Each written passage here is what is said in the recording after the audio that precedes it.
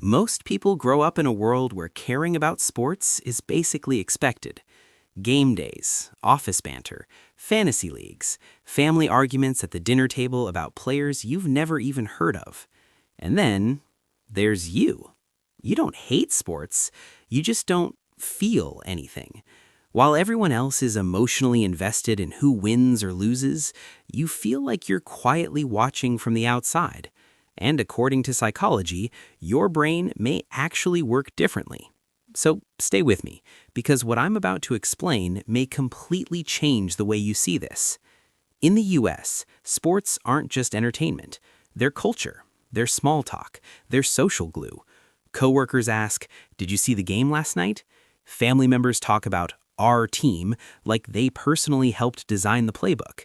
Your social feeds blow up during playoffs, and you sit there thinking, it's just a game, right? You're not judging anyone, you just don't experience that same spark. And sometimes that makes you feel different, detached, maybe even a little left out. But here's the thing, this difference isn't random. Humans are wired for tribe. For thousands of years, your survival depended on belonging to a group. Your tribe fed you, protected you, kept you alive. Modern life? Not so much. But the brain doesn't update software that quickly. Sports teams become modern tribes. Colors, logos, chants, heroes, they all trigger a sense of belonging.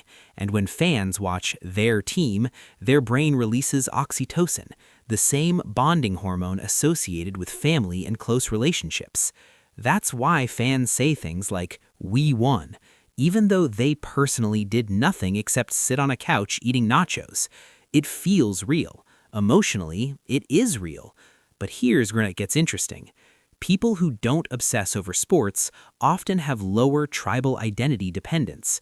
Your self-worth doesn't come from group membership. You're less defined by team loyalty, less attached to us versus them thinking. You don't gain identity through belonging, you build identity internally. And this part might surprise you. People who don't care much about sports often show higher openness to experience. Meaning, you find meaning in other places. Art, ideas, music, nature, deep conversations, personal goals.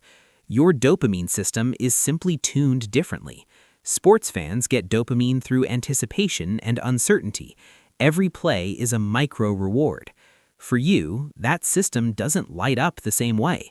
So your brain quietly says, this isn't meaningful.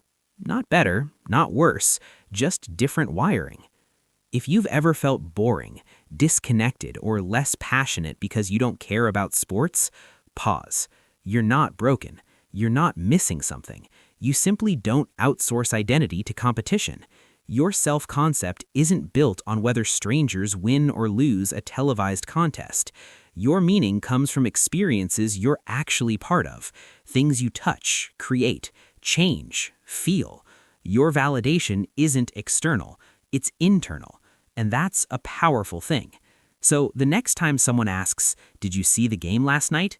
you don't need to feel weird about saying no, because you're not rejecting sports, you're just wired for a different kind of meaning, and that's completely okay.